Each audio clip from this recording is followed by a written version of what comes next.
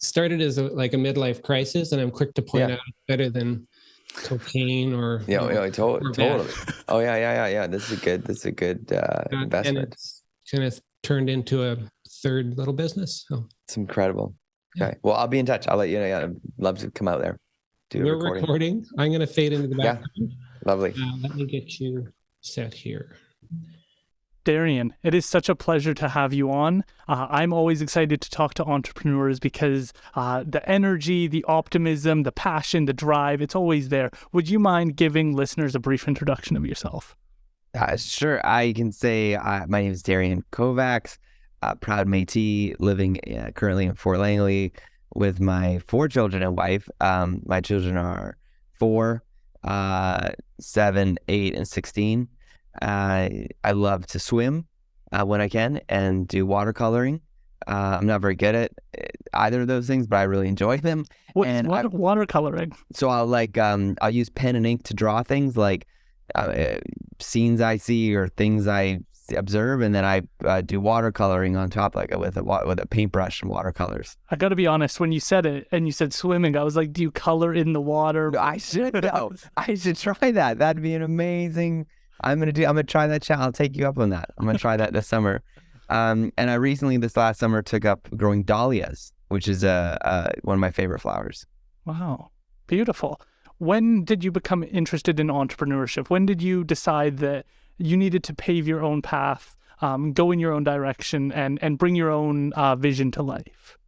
You know, it's a good question. I've had the chance, having a 60-year-old, he started a car detailing business this last summer. And I watched him do it and started and made a little, registered on Google My Business, set up a little Google Maps thing, location, and started getting these jobs detailing cars. And I remember him doing the math at first because his friends were working hourly for X dollars an hour. And he came to me and goes, Dad, I'm making like Y an hour right now. And I control when I work. I don't have to wear a uniform. I literally got to walk inside the house for lunch because people would bring the cars to our house. And I remember watching in his eyes this something flip and then be like, why would I ever work somewhere else when I can do this? And it was so fascinating and amazing as, both the dad and as an entrepreneur to watch that, the bug, right? If you want to call it that, or, the travel bug or the entrepreneurial spirit or even the entrepreneurial understanding that you can make it on your own. You can be your own boss. You can do it. So now, he's in grade 11. It's the wrestle of hey, what else do I want to do with this? And, what would I do if I went to university or college, and how does that apply? So for myself, my dad actually came over to Canada as a refugee from Hungary in 1956, like many Hungarians at that time, who lived here now in Canada. And my dad, my whole life, I watched him being an entrepreneur, and I watched him, starting businesses and running businesses, and I watched the ups and the downs. And I remember thinking to myself, some days he would just work these long hours and working, and sometimes in his office there. I remember thinking, I would never want to do that. I want a 9 to 5. I want to go home and not have to think about it. But I also remember seeing how much he loved what he did. And then I don't know when the bug hit. I think I've always been an interesting mix where I did go to university and I was involved in a lot of volunteer stuff and involved in a lot of organizations and things. And I tried a few things on my own, but I think I always would balance it with a salary somewhere or a contract somewhere. So I think it wasn't until I fully went all in with Jelly about 10 years ago where I actually, not even then, actually, I still had a thing on the side, but I'd say I just recently am more of I went all in, banked 100% on myself versus balancing it with a steady paycheck here and then entrepreneurial stuff here. Not such a bad thing to do, right? Because as you're introducing yourself to that world, the hesitation for so many people is that risk, that there is no guarantees. There is no, if you fail, if you have a bad relationship with a client, if something goes wrong, if a meteor hits your house and destroys your working space, it's ground zero, you have to start over. And then going and finding that job can be a challenge because they go, oh, like, who did you work for? Give me some references. Even getting a place as an entrepreneur, and they're like, give us your references for this. And you're like, I don't have any, like, I've been on my own. It makes the world a little bit more challenging if things go wrong. Yeah, and I feel even now, like the way we structured our agency, Jelly Marketing, most of our client work is retainer based, and so we pay we have kind of a flat rate each month where we do these services, and so I know what my income for the agency is like at least for the next year. I know what to count on and can rely on. Whereas sometimes I connect with and chat with like friends that are in the website business, and it's so up and down, or in the branding business, right? So they'll get this really big branding project, but then they'll have no new work for maybe a couple months. So they're still living off of the work that was there, and then something big will come. Whereas I think maybe it's that what I grew up with watching my dad or my mom was always instilling me to find a good steady job somewhere and get a good education, and that balance of running an agency, but basing it based on kind of that consistent retainer business. How did you approach your education? Because some people, more so now, people just go to school and they just, what am I going to major in? Like it isn't, which is good on the one hand, like at least you're educating yourself, but It feels like there's maybe less of a understanding of the why as to like, not like I'm going to go get X job at the end of it, but like, how is this going to enrich me for the rest of my life? What tools am I trying to develop so I'm a stronger, more thoughtful, competent person in the future? How did you approach that decision? Yeah, I actually don't even think it was really, it was just, you just do it. Like this was in 1999. It was just, I felt like I didn't really have a choice. It was just more, well, what university will I go to? And so it was, I ended up at UVic. My brother was there. I studied visual arts. I went there to study painting. But again, as we know, I'm not very good at that, but I love doing it. So I ended up shifting into child and youth care. But I'd say, and you know what, I never ended up finishing my degree there. I never completed. So I still have like an internship and a few more credits to get my bachelor's. But while I was there, like the connections I made, the clubs I joined, the clubs I started, the experiences I had were life-changing. Like even my own son, I'm a huge advocate for like micro-credentialing and like, these new forms of education and these new systems. But part of me is like, man, I still want my son to experience university for the social purposes. I was saying, we were driving last week actually, and I was saying to him, I was like, what'd be cool is if like, whatever, BCIT or they had a room full of like gamer chairs, like really nice chairs. If you're not a gamer, they're just really comfy and cozy and you can lean back a bit. And they had these screens where you could take like your online courses, like take those micro credentials from like Microsoft, Google, Meta, like all the places.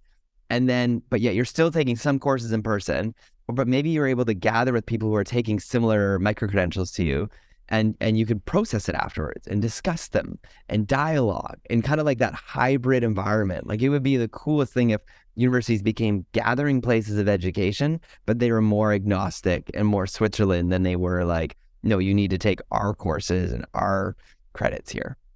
I agree with you. It feels like we're in a transition period with educational institutions where there is a bit of a disconnect between them and average people, because so many people go, well, I want to know about how to make my art better, but I don't want to do 4 years of education on art history in order to start my art project. And it's like, there's a benefit, like some of the courses you don't get excited about, statistics being like the common one for people. They don't want to do that course, and it gives you tools. So the forcing people to do things is a good thing, but if it's not interfacing with the reality of the world, this is the complaint with high school, where people are like, I'm learning this algebraic formula that I'm never going to use in my life. And if that's how you feel about school in general, we've probably gone too far in the wrong direction.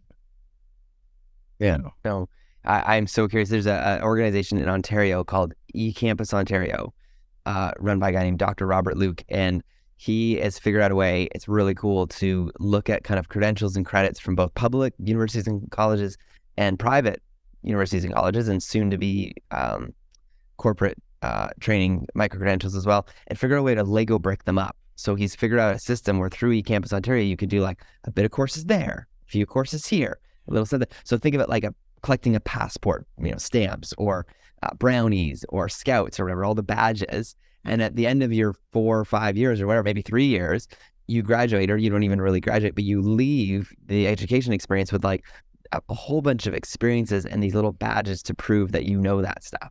Yeah. I think that that's definitely something we're going to see more and more of. Oh, it's brilliant. Yeah. How did you get started with jelly marketing? How did you start to think? Were you thinking about this beforehand? Were you looking at the world through a certain lens that kind of led to this path? How did you get started?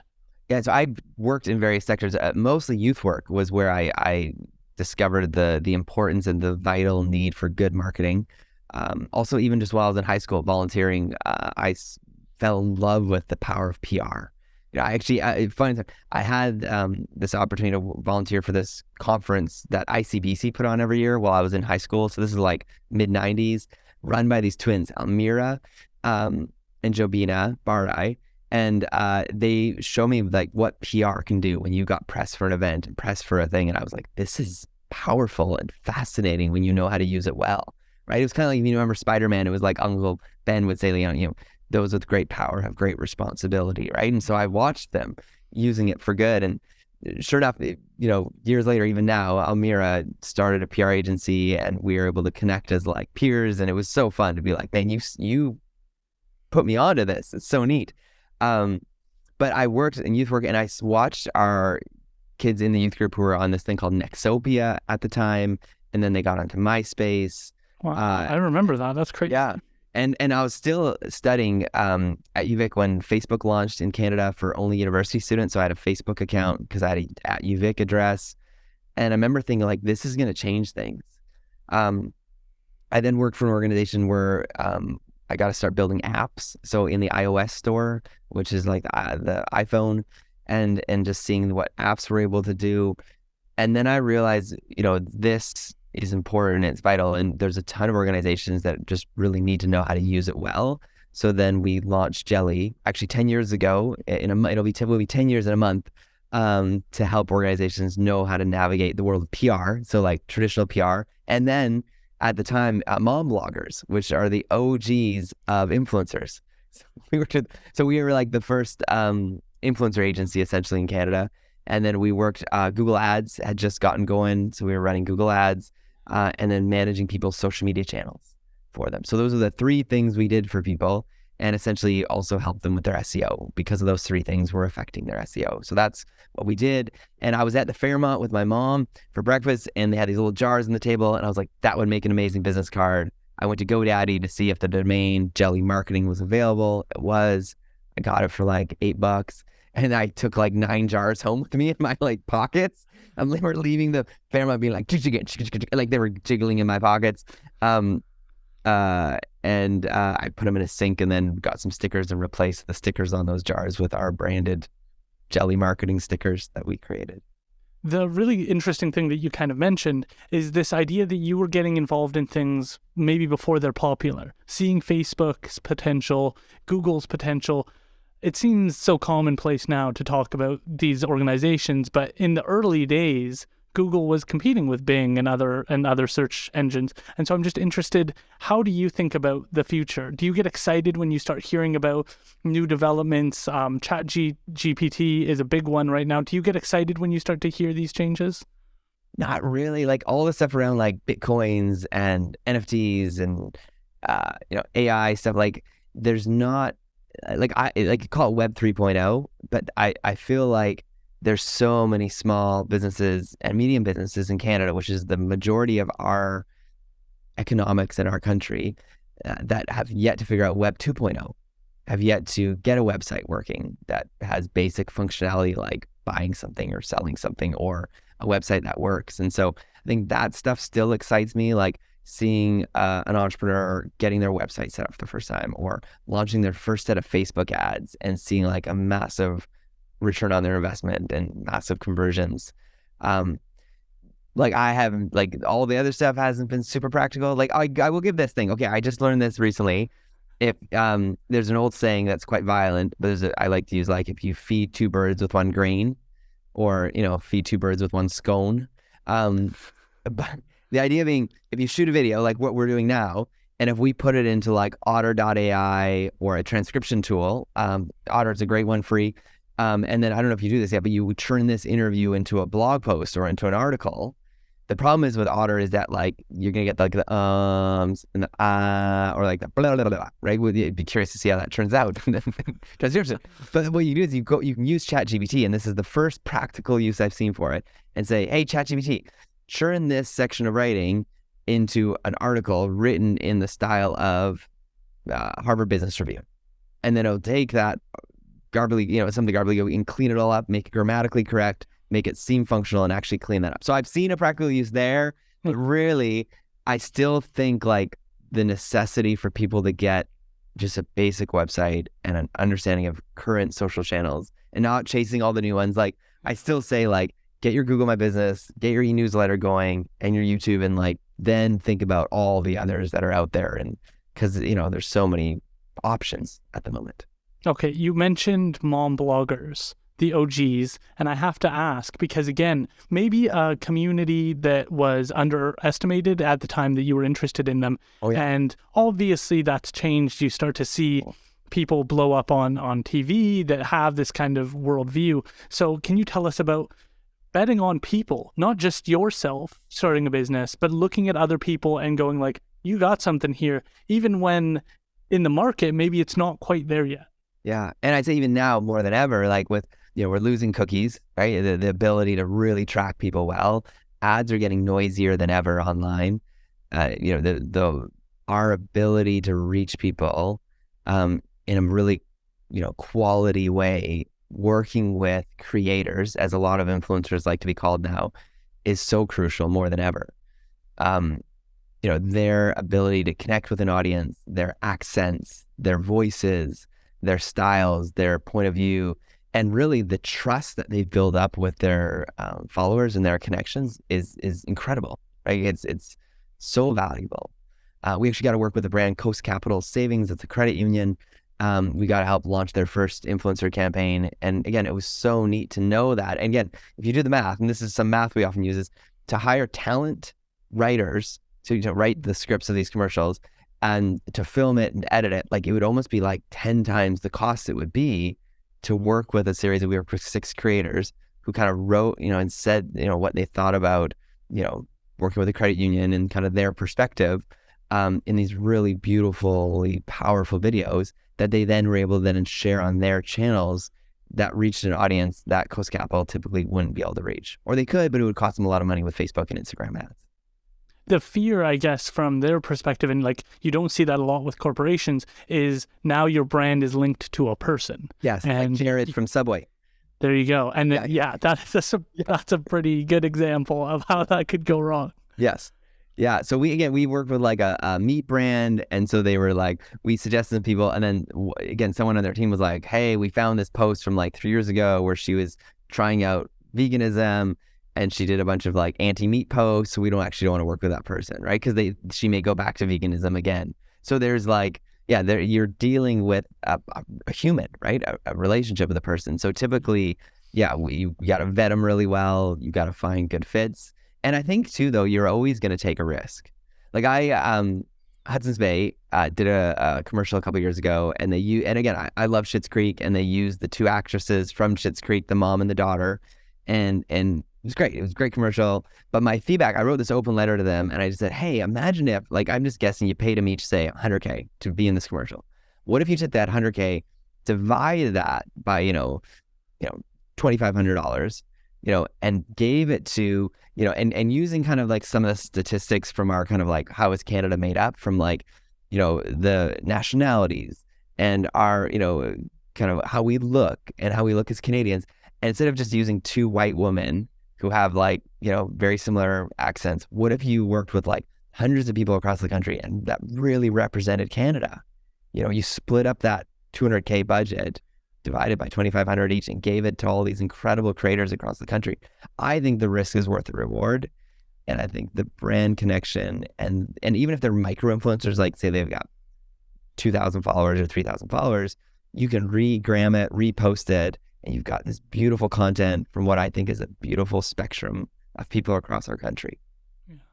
I think that's really interesting to be able to use your mind to understand things. Is there things that stand out to you in the industry now that interest you about how we communicate with people? Do you have hope that we're moving in the right direction? The only thing I can think of for me personally is it feels like we're being sold our own morality, and that's something I don't love. Like having a green image, like a green leaf on something, and now I'm a good person and I care about the environment because it has a green leaf on it. I get worried about that we're incentivizing people to think that they're acting in the world's best interest by having those types of. What are your thoughts?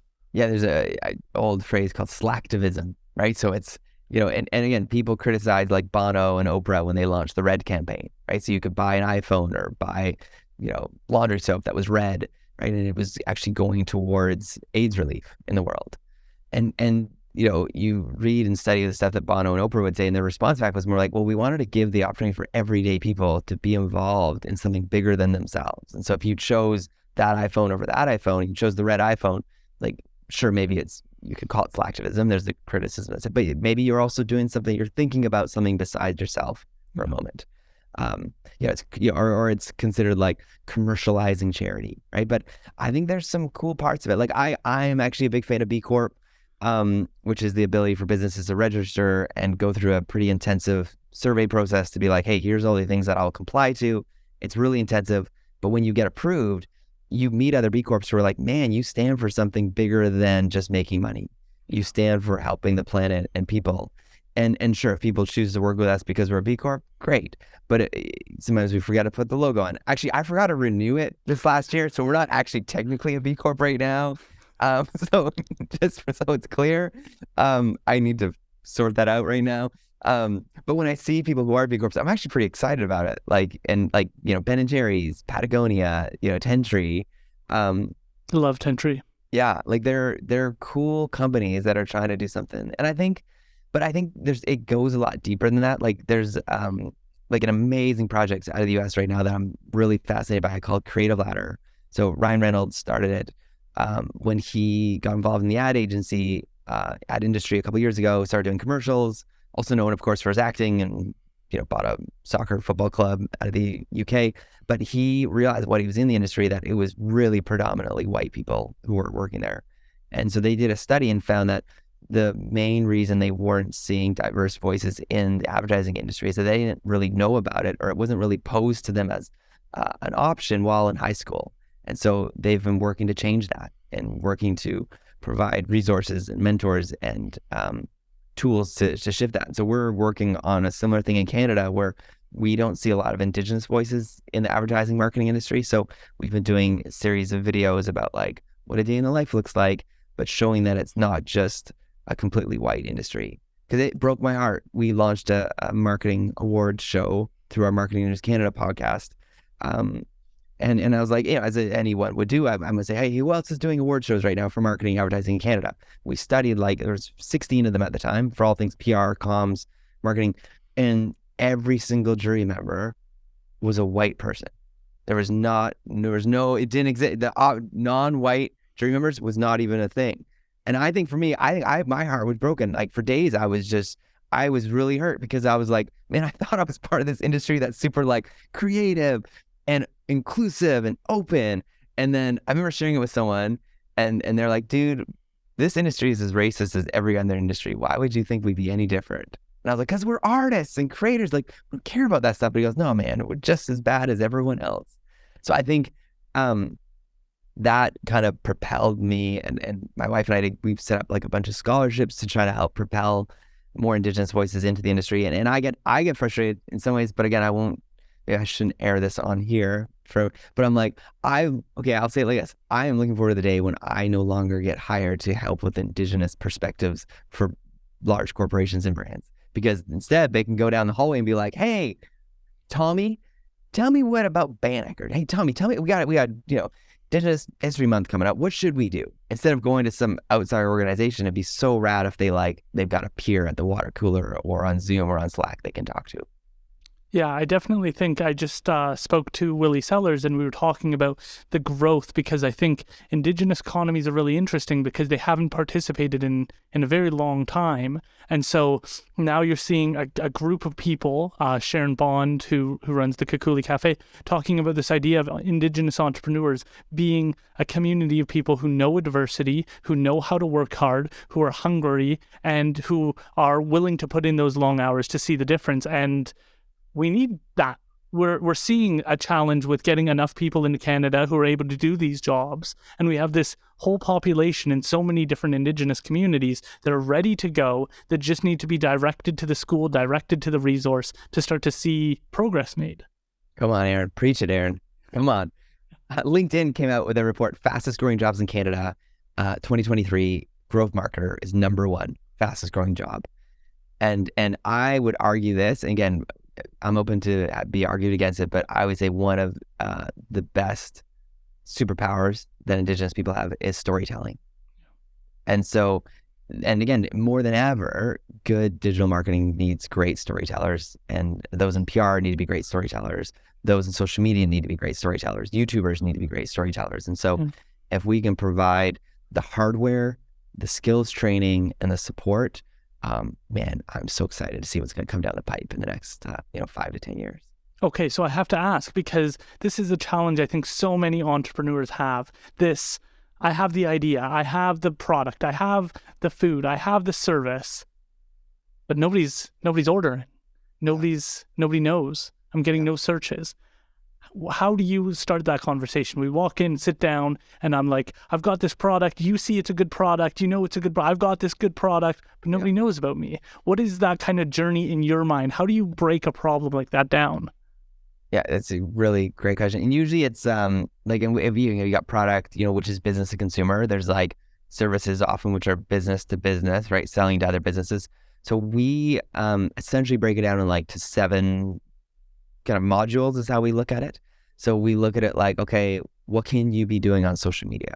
Like what are your audience? Are they a Pinterest audience? Is it like a localized? Should you be focusing on Google My Business? Should you be working on an e-newsletter and offering like coupon codes?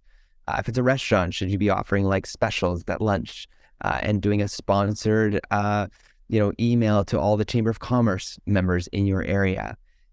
How do you get some earned media? What does it look like? Even looking at this podcast and this show, like what does it look like to get Post Media or the Globe Mail to pick up how incredible this show is that you're running, right? And kind of like and again, they may not just cover your show, but they'd be like kind of like the next generation of Indigenous, kind of content creators, right? And who are they and what are they doing?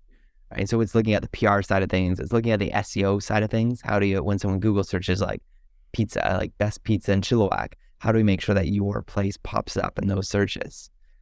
We look at Google Ads. Should you be running Google Ads? Should you be running Bing Ads? We look at e-newsletter marketing, which is a really big one, because if you think about it, e-newsletter is the only social media channel, the only form of media you can socialize with that you own, and you don't have to fall prey to any algorithm by the Facebook and Twitter gods that be. So that is really interesting. Do you feel like things are getting better for people to get their messages out? Do you feel like we're in a good time to be a creator and to be trying to get word out? Or as you said, it's noisy out there. And so I'm just interested in your perspective on where the industry is. Yeah, if you look at podcasts, I can't remember the stat exactly, but it was like, I think it was like almost 80% of podcasts only have one episode. Yeah. So, so if you've got more than one episode, man, you are killing it. And so what I think though is that I think we're in a time when like it's more about curation than it is about creation. And so those that are high quality rise to the top. So if you are producing good content, quality content, and consistent content, you get up there. One of my favorite YouTubers, guy named Mr. Beast, another one's Mark Rober. But if you look at Mr. Beast, like the way he shoots it and the way it's edited is not great. Like it's not professionally shot and professionally edited. Like it is handhelds and, quick, awkward edits, really bad graphics. Like it's done in such a raw way, but just the stuff he does is so brilliant, whether it's, getting 1,000 people healed from blindness, right? Whether it's giving a house away to a homeless person. It's like these kind of like shock and awe things. Like, again, we have this mural or kind of term up in our office, which is thumb stopping content. So what can you do that would cause people to stop their thumb? Like, and what is that? And that's why you look at Mr. Beast and others where like the pause screen on YouTube is so crucial. Like that is like there's a science to it. There's an art to it of what is in that screen that is on the YouTube kind of board up there. Really interesting. So do you think that we're making it more accessible with all of this technology? Do you feel like there's any shame that people feel in having to market their business? I have a suspicion that people they want the product to speak for itself. And I see businesses in community that are like, I just want it to be liked by people. And so if they don't, like, I don't want to force it on them. And that seems to be the fear that people have around taking that first step to start to market their business is, I've got this good idea, and if people want it, they can come get it. Yeah, I don't find that as much, like I call it like the, Field of Dreams syndrome, where it's like, if you build it, they will come. Like this old movie from, I don't know, 90s or whatever. I feel it's more people get either paralysis by analysis, or they feel overwhelmed with all the channels and the options. So it's like they've created this amazing, let's call it this mug right here, right? Like they got this mug and they're about to take it to market, and they're so excited because they're passionate about the mug. They love their mug. They built it. They made it. It's passed down generations of how to make this amazing mug. But then when they go to market it and to promote it, there's like right now like 200 options. Do you start a podcast? Do you go on Pinterest? Do you go on Twitter? Do you want like way too many options? And then when they realize, okay, the best option is here, they're overwhelmed with like, well, how do I do it well? How do I run a really good Facebook ad? And so back in the day, it was really way simpler. You maybe put a newspaper ad out. You maybe put something in the yellow pages. Like the options were like a handful of options for a business to start and to get the word out. But now it's overwhelming. And the ones that are there that are really the most powerful, like maybe a Reddit thread or running some Reddit ads, that would be maybe best for that mug company. There's a few steps there to learn how to do it. And so if we can empower people with those skills to both assess, all the options and to choose what's best for them, and then give them the tools on how to do marketing on maybe those 3 channels the best. That's what I'm seeing work really, really well. And they're amazing at it. Once they kind of filtered out the no's and said, just don't go over all those places and just do these 3 and do it really well, they do an amazing job because they are the creator of said mug and they are the best person to market the said mug.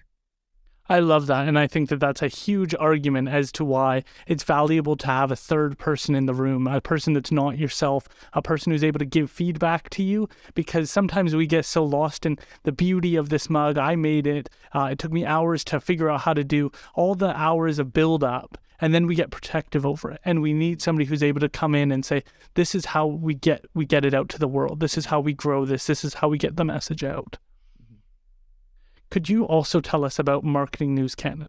Because I think it's really valuable for people to start to develop skills around how to communicate their messages. And I'm just interested in how that got started for you. Yeah, that was more of like a happy accident. So we ran a conference in Squamish called the Canadian Internet Marketing Conference with another agency, Marwick, and guy wanted a ticket. I couldn't really give away tickets because I co-ran the event with someone else. And so I was like, why don't you apply to be a press guy? Be awesome, and maybe do a blog or 2 about it. He goes, totally, we'll do that. And so he came, and at the end of the conference, he's like, Darian, and he showed me this little handheld recorder thing. I goes, I've done something for you. And this was like 8 years ago when like podcasts were only on SoundCloud and Apple was the only real options you had to listen to podcasts. So the next week he launched what was called Marketing Jam, is what we called it originally, our first episode. And it was a series of interviews of all the people backstage. Like it was like the head storyteller from Pixar to someone from Google to someone from Twitter. And we had all these speakers, but he took these sound bites and made this thing called a podcast. And he's like, hey, I'll keep doing it. So we paid him a monthly fee every month, and he kept these podcasts going. And then we hired someone who had a really strong production background and said, hey, man, we could do this in-house. It'd be really fun. This guy actually at the same time was getting a new job. And he's like, so let's do it. So we kept interviewing people in-house. And then we saw that there was Heritage Canada was supporting Canadian-made journalistic efforts. But it was only if it was in written word. They didn't believe in podcasts yet. I don't think they do yet, but maybe one day. Hey, Heritage Canada, if you're listening, we would love that. We started transcribing our episodes into articles. And at that time, we changed it from Marketing Jam to Marketing News Canada, and got funded by Heritage Canada one year, which was kind of cool. And then we kept episodes going. And then Amazon Prime, a friend of mine was like, hey, man, it'd be funny if you applied and try to get your show up there. So I sent it in with another guy and we got approved. So Amazon Prime picked up 10 of our episodes, the video format. So we're the first Canadian podcast to get turned into a TV series. It wasn't a very, it was like Between Two Ferns, but like not as funny.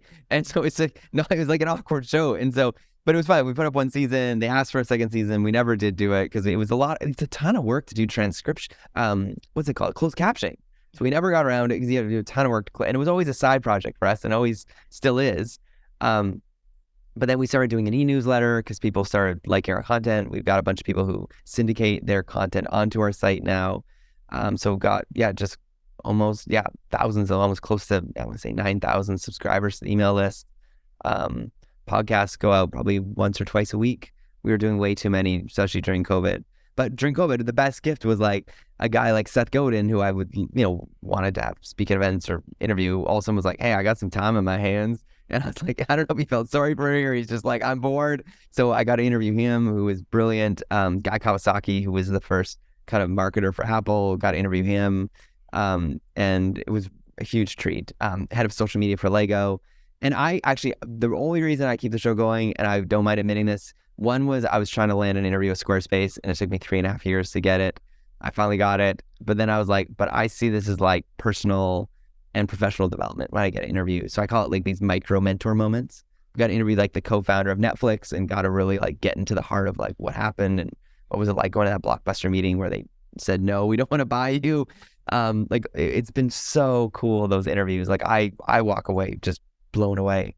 I couldn't agree more. And I think that there is a value, even if people just don't even air or share the podcast, to work through your own thoughts. Like it is a form of thinking to be able to sit down and go through and think, what are my thoughts on this? Is this something that I know is true, or is it something that I'm parroting because my parents told me it? Yeah. Is this something that I understand deeply, or am I just repeating things I've heard because it's popular? It gives you that opportunity to go through and figure out, how do I communicate? How do I think? And that's been one of the best growing moments for myself, is figuring out, do I actually believe this? Do I actually think this? Do I understand this issue? Or am I just saying things to be bold or provocative? Do I really get it? And then sitting down with really interesting people and hearing them explain their understanding when they're an expert in something. And I get to go, wow, okay, how do bees work? Because I interviewed our provincial apiculturist. How do they work? How do you see them? Why are you interested in this? And to take that journey and learn. Ask him if he saw the Bee Movie with Jerry Seinfeld. I didn't ask him that. What? I didn't ask him. But he was it doesn't even matter if he saw it, because he basically explained the plot of the movie as what we're still doing today. So we're in the same problem, I think, that we were in since that movie. That's amazing. And I did a fun experiment, and it's not working great. We took 100 of our interviews, turned them into chapters of a book, and we published the book. Really? Last month. So it's been definitely not a bestseller in any regard, but it's been cool to like people that like paper. So we've sold like, I don't know, 10 copies. I don't know how many copies. We've sold them so far, but we were able to. So we just hit our 300th episode. So we're going to do 2 more of these books where we'll have like the first 100 reviews, then the next 100, and then the next 100. And people that like books, I was inspired by a book called Tribe of Mentors, where he took, again, a podcaster took 100 of his interviews and found like the best nuggets from it. And so you could flip through it and circle things, and it's pretty cool. I think it's really fascinating to see that transversion, that changeover from mediums, when you see a podcast get written out into a Substack article or something like that, and see people be able to communicate, because people like to read, people like to listen. There's different approaches for people, and to make learning more accessible is really where I get excited about podcasts. And then you can learn from people like yourself and understand an issue in a different way than maybe you did before. Yeah, no, for sure. Can I just ask, what advice do you have for people? You've taken risks on yourself over your career. You continue to invest in new ideas to stay fresh and stay current with people. I'm just interested, what can people take away from this? I feel like there's a lot to learn from individuals like yourself, and I'm just curious as to what thoughts you have for others who are starting to take those initial steps to start their own business, to start to take steps for themselves. I think it's almost like there's an old saying, like you throw spaghetti against the wall and see if it sticks. So like we started a training school out of our agency called Jelly Academy, and we just tried it, right? It was actually, funny enough, it was one of our clients was like, can you train me? So we trained her, and then we tried a few more. So we threw a bit more spaghetti out, and then we made an open class so people could try it, and it worked. So it's almost like, crawl, walk, run is the old saying, but trying it. And then I think we realized, there's a massive need in this hole in the training industry that we're able to fill. And we just happen to be at the right time in the right place. And I think that's what so much of entrepreneurship is like trialing things. And then sometimes you just happen to be the right place at the right time when it works. The only thing that makes you somewhat unique, and I would say the best entrepreneurs unique, is that you have a love of the game. You have a love for what you do. And I'm just wondering if you could just speak to that, because there is something to like trying new things, but you have to have an initial love of it. You have to do it. Like a lot of the best podcasters started, no one was listening and they were speaking into a microphone because they loved it. So can you talk about that love of the game? I don't know. I like the podcast is more. I find people fascinating. I was like, I got to interview these people. It feels honestly, this whole last 46 minutes have been super awkward for me because I'm like, I'm used to being in your shoes, and I'm like, feel like this is very unfair. But and then the other side of like the school stuff we're doing, like I just love it, and to try things and to, there's an old, incredibly wise woman. Who used to say to her students when they got on the bus, we'd always say to them, get messy, make mistakes, and have fun. Her name is Miss Frizzle. She has this magic school bus. It's incredible. Check it out. She's very, very wise woman. But, it's so great to be able to live in a time where you can get messy, make some mistakes, and really have fun with it. And if you're having fun, it doesn't really feel like too much work. But again, it's also like being excited enough about it that you're willing to do so much of the work that I've done, and so many, my partner does, is like stuff that no one will ever see, right? It's the late night emails. You're doing a night shift until, putting another 4 hours in at night to try to catch up on things. You're meeting with people and it not working out, and you're trying things and throwing spaghetti and it just falls right off the wall and it never sticks. But I think that the core of it is though, finding it. There's an amazing book called You Are Special about these amazing WeMake people. And they run around giving, gray dot stickers and gold star stickers to other wooden people. And if you get a star sticker, it's because you're awesome, right? And if you get a gray dot sticker, it's because you're not that great. And there's this one character, Punchinello, who kept getting these gray dot circle stickers, and he was really sad. And he was it was the worst. And he'd try to do these amazing feats, and then he would fail even more, and then he'd get even more stickers of the gray type. And he would see these amazing wooden people with these beautiful stars everywhere. He's like, I want to be like them. They look amazing. But then one day he saw this wooden person, Lucille, walks through town and had no stickers at all. And was like, what? How is that possible? And chased after her, goes, how is that possible? And she goes, well, actually, I just go up and see the wood carver each day. That's it. And then she walked away. And Punchinello goes home, goes to bed, thinks about it. He's sitting up, can't sleep. He's like, should I go? Should I do this? And he was just covered in these gray stickers. He's like, I'm just going to go. So he went the next day and opened up this massive door and walked in. And all of a sudden he heard, Punchinello, it's so good to see you. And these big hands came down and lifted Punchinello up and put him on his workbench. He goes, oh, it's so good to see you. And Punchinello's like, how do you know me? He goes, well, I made you. Of course I know you. And then he says, oh man, I'm so embarrassed. He goes, oh man, you got a few bad marks on you. And he goes, yeah, I'm so sorry. I'm just a big mistake. And he goes, you know what, Punchinello? I made you and I never make mistakes.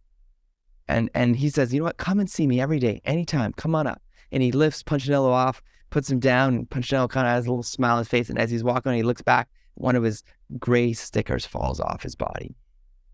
I read this story to my children, and it's an incredible, I think, story for entrepreneurs where, we can get praise and we can get put in the newspaper or get put in things, and we can have a great quarter, and that's awesome. But that can't be our oxygen. And we can get a lot of negative feedback and bad reviews and have a really grumpy customer And that also can't feed us and fuel us. But if you can find that voice, whether it's meeting with if you believe in your creator, and you can go see your creator and let your creator whisper over you that I made you and you are amazing and you are not a mistake and I love you, great. If you've got another method to find that anchor in your life that could just get your feet somewhere where it doesn't matter what anyone says about you, whether it's a partner that can whisper to you at night, like, you are amazing, you are incredible, you're amazing at just who you are as a person, doesn't matter what your business, what it's ups or downs, like that's that voice to find. And I think that's been, I don't think that the thing that's gotten me through all of the ups and downs, and there's so many ups and downs in entrepreneurship that, yeah, that children's book has kind of been one of my saving graces. What an incredibly profound and beautiful story. Darian, thank you so much for being willing to do this. Would you mind telling people how they can connect with you, how they can stay up to date with you? Send like a fax, carrier pigeon, send me a page. Like, I wish I had a fax number, because that'd be amazing to leave a fax number at the end of this and see if I get any faxes. But LinkedIn is mostly where I reside. But I'm on all the Twitter, Instagram, email even. Website, Jelly Marketing or Jelly Academy, or check out Marketing News Canada, wherever you find your podcast. Brilliant. Thank you so much again for being willing to do this. I really appreciate all of your knowledge. That story was absolutely beautiful, and I'm so excited to share that with people. Huge thank you as well to Tim for putting this together. If we could switch to his camera. Tim's in the house. Yes. DJ Tim! Another one! All right. Awesome. How did that turn out, Tim? That was great. Well done. Oh, Aaron, pleasure to meet you. Great to meet you. If you ever want to come out, say hi and grab a coffee, tea, whatever, I'm happy to host you out here in the Fort Langley. And I have jars. We actually have jars of jelly. I could give you an actual jar. I would be honored. That sounds fantastic.